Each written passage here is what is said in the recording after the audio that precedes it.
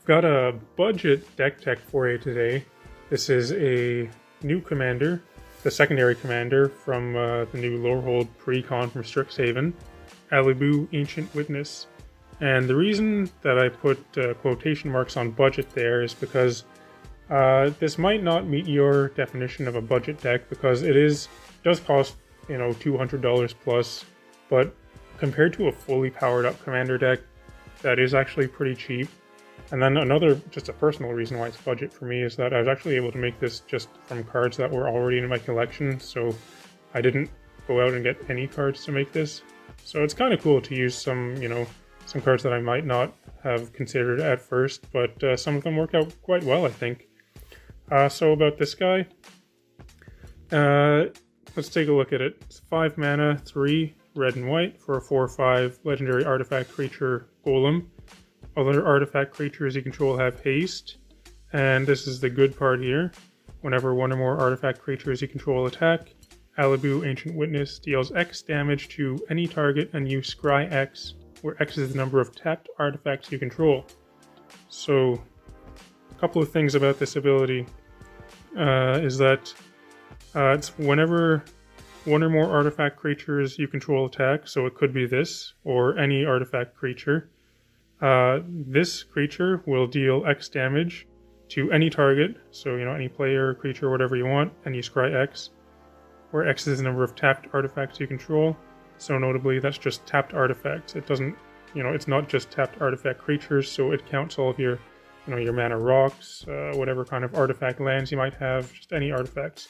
So this card, I feel like it has a lot going for it. So basically, what we want to be doing with this is getting lots of artifact creatures, just basically as many artifacts in play as we can, so that when this ability triggers, we can be doing the maximum amount of damage possible.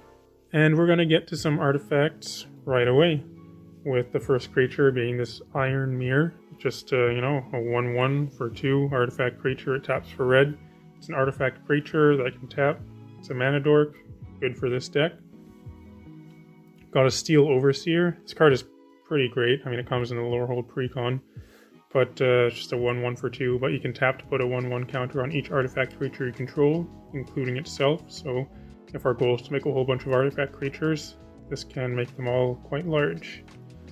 Myr Smith, it's a cool card. Whenever we cast an artifact spell, we can pay 1. If we do, create a 1/1 colorless Myr artifact creature token. So we have a lot of artifact spells in this deck, so this can start popping out quite a lot of Myr creatures for us, pretty quickly. It's just a 2-drop. This one, Mechagodzilla, this is a Hangarback Walker. This card was incredible in Standard, and I like this card a lot. This has been kind of sort of one of my pet cards, since it was printed. I've tried to put it in some commander decks. None of them really worked out that well, but I feel like this is kind of the deck for it. So if you don't know what it does, it costs X and X. It's a 0/0, but it comes into play with X 1/1 counters on it. So if you paid 2 mana, it would come in with 1. If you paid 4 mana, it would come in with 2 counters. You can pay a mana and tap it to put a +1/+1 counter on it. And also, whenever it dies, you create X 1/1 flying artifact creature tokens. You make X 1/1 Thopters equal to the number of 1/1 counters on it.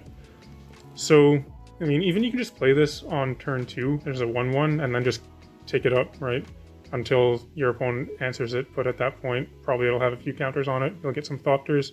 Or it's great if you draw it late in the game. You can just pump a whole bunch of mana into X. Maybe you can sack it or something, or just whenever it dies, you'll get an army of Thopters. It's a great card. This Ethersworn Canonist, 2/2 for 2, artifact creature again. Each player who has cast a non-artifact spell this turn can't cast additional non-artifact spells. So kind of, unless the opponent's also playing an artifact deck, it's going to slow them down probably substantially.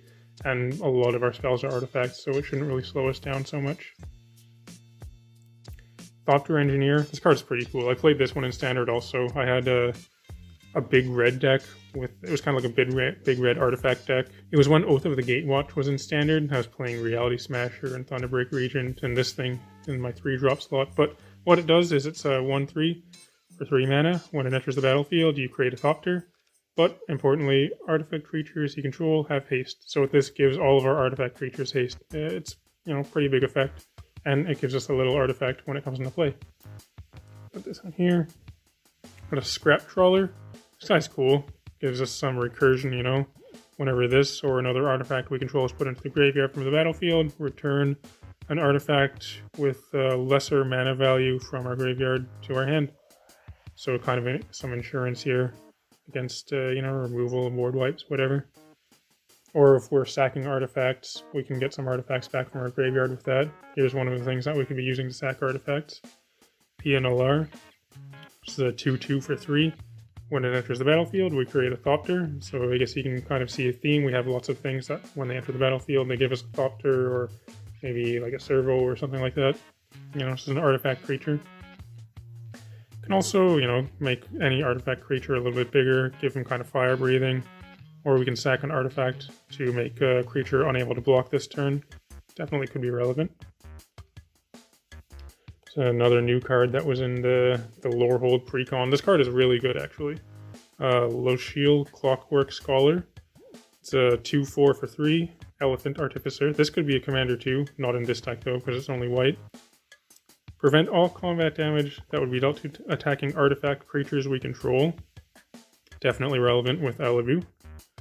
Whenever one or more artifact creatures enter the battlefield under our control, draw a card. Its ability triggers only once each turn.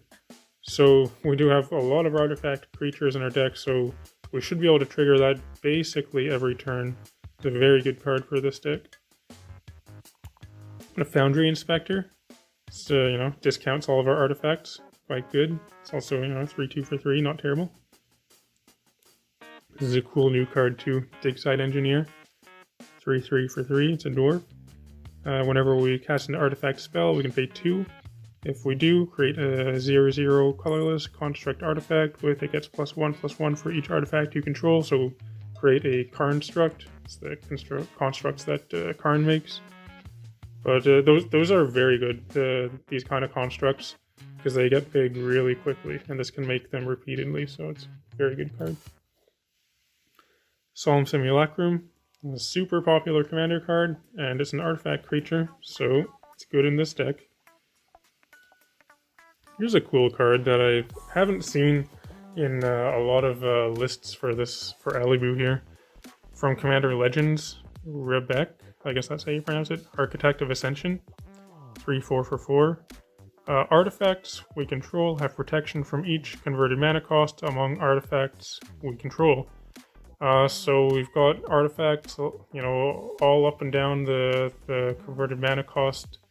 So basically this can end up giving all of our artifacts protection from pretty much everything, depending on what we've got. It seems like a pretty cool card from this deck. I'm surprised I haven't seen it in more lists. This Leonin Abunas. Artifacts we control have hexproof. Pretty relevant, I'd say. It's a 2/5 for 4. But giving all of our artifacts, including our artifact creatures, hexproof is very good. Here's Pia and Kiran Nalaar. Quite similar to Pia Nalaar. But I would say this one's definitely better. It gives us 2 Thopters when it comes into play. And I think this ability is probably better than the other one too. We can pay 3 mana, sack an artifact, and have this do 2 damage to anything. So quite flexible there. This card is pretty cool. Here's Osgir. This is the face commander for the Lorehold commander deck. So he's kind of taking the backseat in this deck.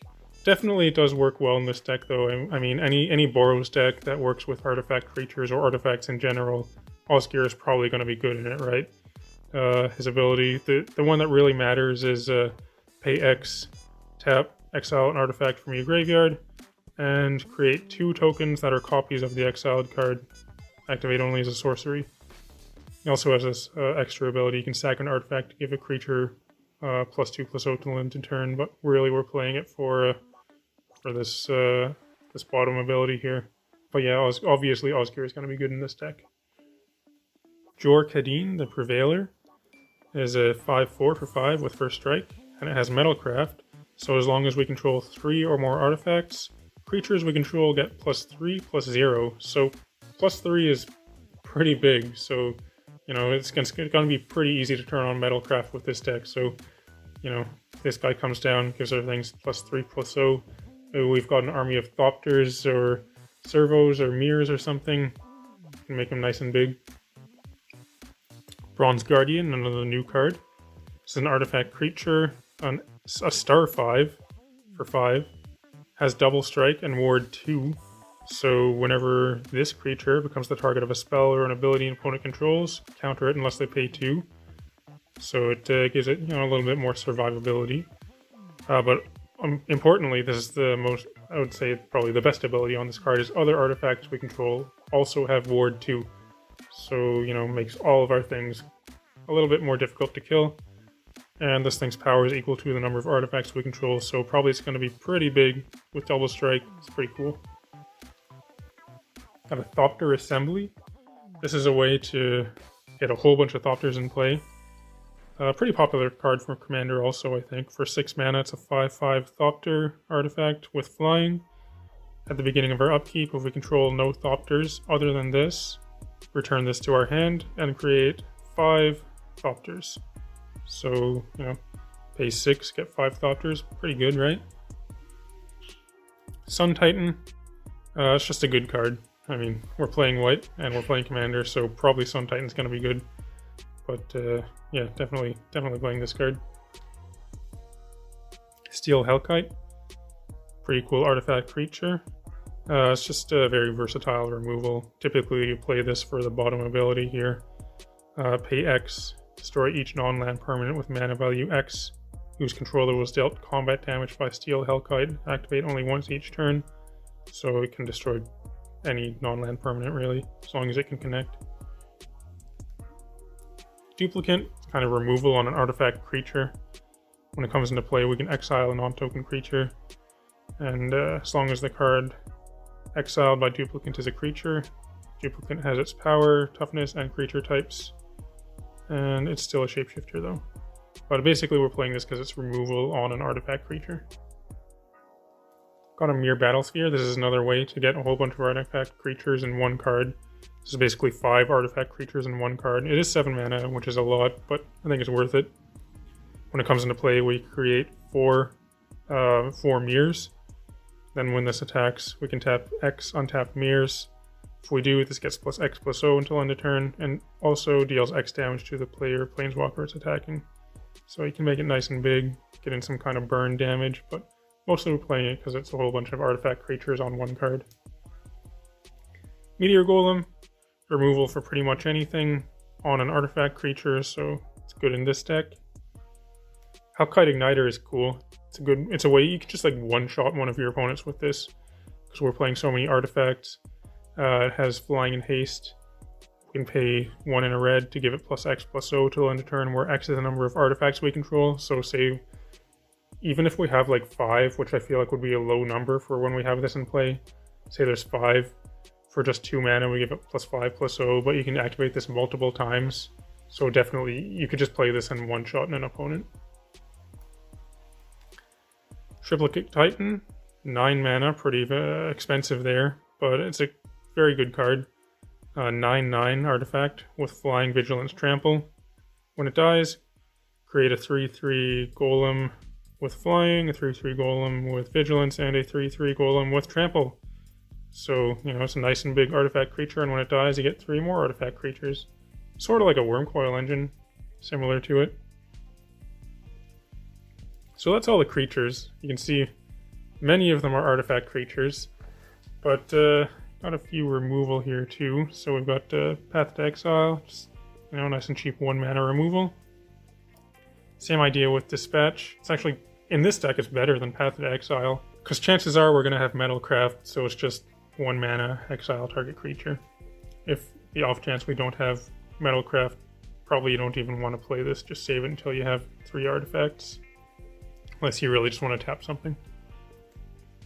Abrade can destroy creatures or artifacts. Well, you can do 3 damage to a creature, but, you know, it's nice and flexible. Return to Dust, some artifact/enchantment removal. Got a Lapse of Certainty. This is another card that you don't see in a lot of lists like this, but I think it's really cool. This is a white counterspell basically for 3 mana. What it says is counter target spell. If a spell will be countered this way, put it on top of its owner's library instead of into the graveyard. So yeah, it doesn't put the card into the graveyard, but it does still counter it, right? It puts it on top of the library, so you're going to get another full turn cycle to be able to deal with it, and a lot of times that's all you need, right? So I think this is a cool card to include. Chroma's Will. This is one that I kind of just put in here because it seemed like a good white card, and like I said, this is kind of a budget deck. But I played this, and it was incredible. This card is really good. So for 4 mana, it's an instant. Choose one. If we control commander, choose both. So it's great if you can choose both, but you can choose either creatures you control gain flying, vigilance, and double strike until end of turn, or creatures we control gain lifelink, indestructible, and protection from all colors till end of turn. So if we have our commander, we get to drop the card. If we have our commander, we get all of those abilities, and at instant speed, that can just end a game, right? Especially, you know, if we have a little army of little Thopters and all of our artifact creatures. This card really impressed me when I played it. And also, since it's instant, we can search this up with Sunforger, which I'll get to later, but that's definitely a relevant interaction. Some more removal here, or slash board wipe in Blasphemous Act. You know, it's a great card for a commander, and we're playing it. Got a Rip Apart. Very similar to a Braid, except it's slightly better, actually. Well, it's a lot better, but, you know, it costs red-white instead of just colorless red, so that's why it's better, because of that difference. But we can do 3 damage to a creature or a planeswalker, or destroy target artifact or enchantment. So this card does lots of different things. Faithless Looting. This is just for some, you know, card draw slash selection. And, you know, with the flashback, we can play it again. Just kind of smooths out our draws. Got a Jessica's Will. This is another very popular card from Commander Legends. It's another one that gives us these 2 options, and we get both if we control our commander, but we can use this to ramp by potentially a lot. We add red for each card in target opponent's hand, so, you know, that could be upwards of 7. So, you know, 3 mana, add 7. That's pretty good, right? And also, the other ability, it's just some card advantage, right? Exile the top 3 cards of your library, you can play them this turn. So if you have a bunch of mana from this ability, you could use it to cast those cards that you're exiling. It's a, you know, nice and versatile card. Got us a Healy's Directive. This card is pretty cool. It's got Improvise, so we can tap our artifacts to help pay for it. It's kind of like a Genesis wave for artifacts. Well, that's actually exactly what it is. So we pay X, reveal the top X cards of our library, put any number of artifacts from among those with converted mana cost X or less onto the battlefield, and the rest go to the graveyard. But Genesis Wave is a great card, and I think this is also a great card in artifact decks, so I like this card a lot in here. Got a Wake the Past, another one from the Precon. Return all artifact cards from your graveyard to the battlefield. They gain haste until end of turn. So, you know, late game, if you got a bunch of artifact creatures in the graveyard, just play this, get them all back, and swing for lethal. Pretty great card. So definitely we're playing a bunch of artifact ramp in this deck. So we got Soul Ring, Arcane Signet, Thought Vessel, Mind Stone. Replicating Ring is an interesting one because, you know, not only is it just a 3 mana rock, I mean, actually, that's not that great, but it's cool because this can get us a lot of artifacts that we can tap to make Alibou's trigger nice and big when it triggers, do a whole bunch of damage to something.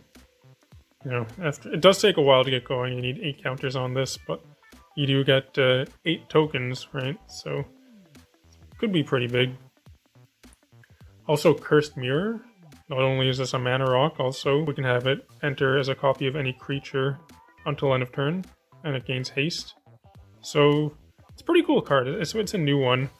But I could see this going in a lot of decks. I think this is going to be a pretty popular card.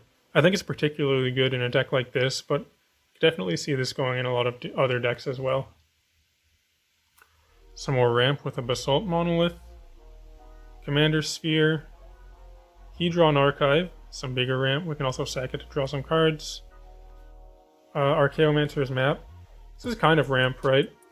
This card is, you know, the new hotness from the Strixhaven Commander decks, but yeah, it is a very good card. It's white ramp, and it's also an artifact that we get to put into play.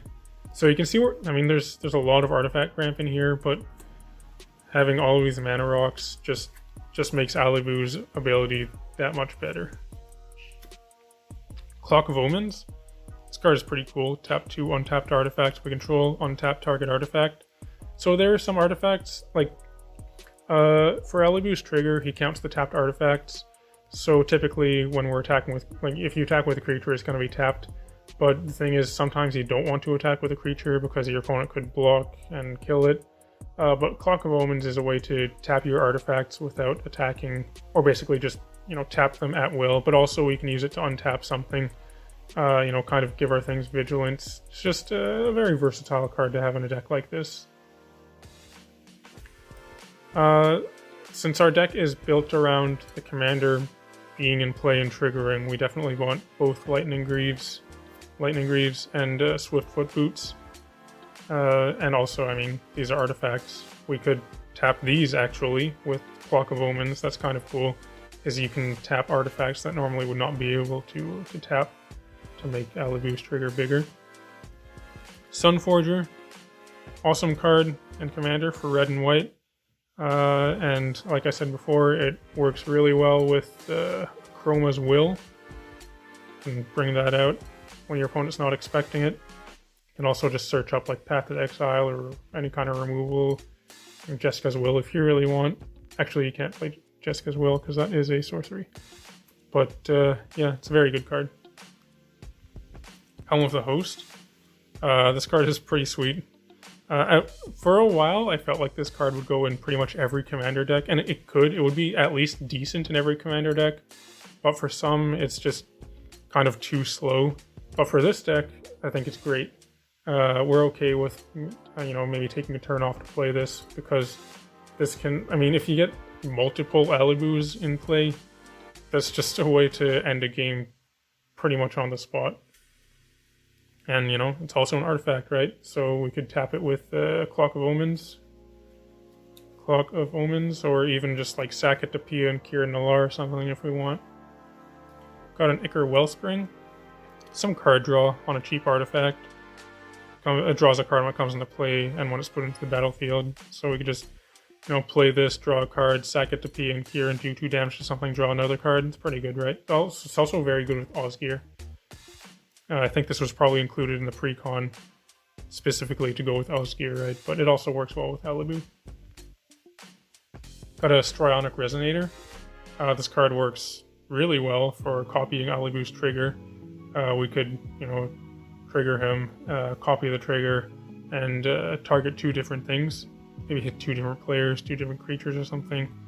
You know, it's definitely a good card. Oblivion Stone. I've said in some of my deck texts before that I like to include this in a lot of decks just as a catch-all answer, and same thing goes here. But, you know, once again, it's an artifact, and it also, importantly, I guess it's one that we can tap. So we're okay with just leaving this in play and just putting fate counters on stuff, you know, just whenever there's some extra mana we don't need. And it's kind of a board wipe for, you know, if things start to go wrong. It's, like I've said before, I like playing this in a lot of decks, and I think it's good in this deck too. Mystic Forge. It's a way to dig through our deck nice and quickly. It's very similar to Experimental Frenzy, but we can be playing cards off the top of our deck with this card, and it's also an artifact, so it works well with Alibou. You can also tap it, pay a life, and exile the top card of our library. It's a pretty cool card. Treasure Map, another one of my pet cards.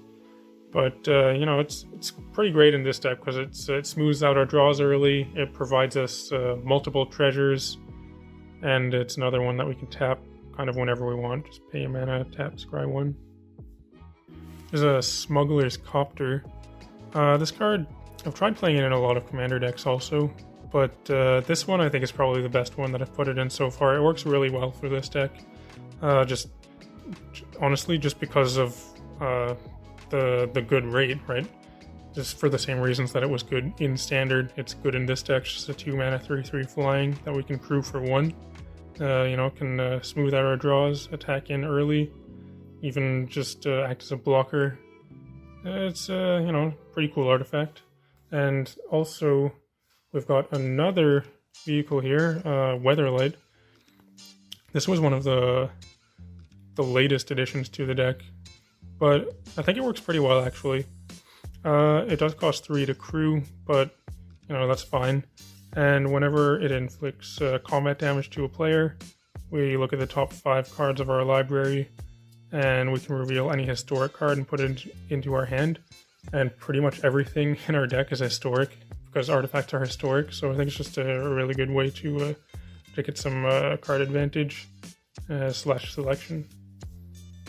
This is another card that I like playing in a lot of decks. Any kind of red artifact deck really here per Ether Grid. We can tap 2 artifacts we control and do 1 damage to a creature or a player.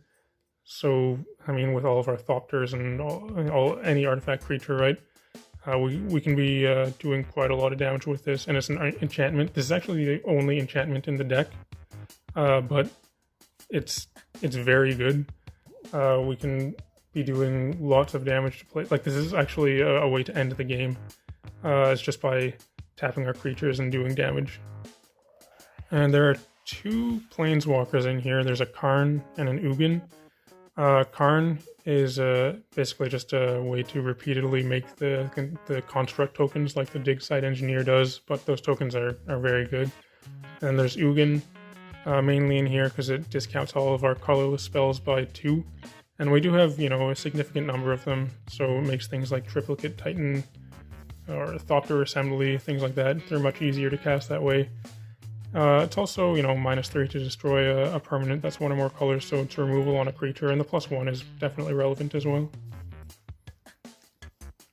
And then for the lands, we're playing Spire of Industry. It's basically just any colored land in this deck, because it's very easy to meet this requirement of having an artifact in play. And then a bunch of dual lands. We got all these ones: Needle Verge Pathway, Sacred Foundry, Boros Garrison, Rugged Prairie, Battlefield Forge, Temple of Triumph, Needle Spires, Lorehold Campus, a new one, Exotic Orchard, and Command Tower. So, not as many dual lands as I would like to have in here, but that's just kind of the nature of having a budget deck. But I think this is definitely enough to have the deck work. So, the deck works without breaking the bank. We're playing both of the artifact lands, definitely Ancient Den and Great Furnace. Actually, 3 artifact lands, also Darksteel Citadel. And then a few utility lands, kind of more colorless lands than I would normally like to have in a deck that I would make, but once again, because this is a budget deck, I'm playing some cards that I might normally not. But I think these cards work well. So, I might not play Slayer Stronghold. I would probably play, a fetch land over that. But if I'm not playing a fetch land, this card works quite well. We can pay red-white, tap this to give a creature +2/+0 and Vigilance and Haste in the end of turn. It can definitely be relevant. Foundry of the Consoles. It's a land that we can sack to make 2 Thopters. Buried Ruin. We can rebuy an artifact with this. And probably, I think, the best one here, Inventor's Fair. You can tutor out any artifact from our deck and also get some life gain. It's a pretty cool card. And the rest is just mountains and plains.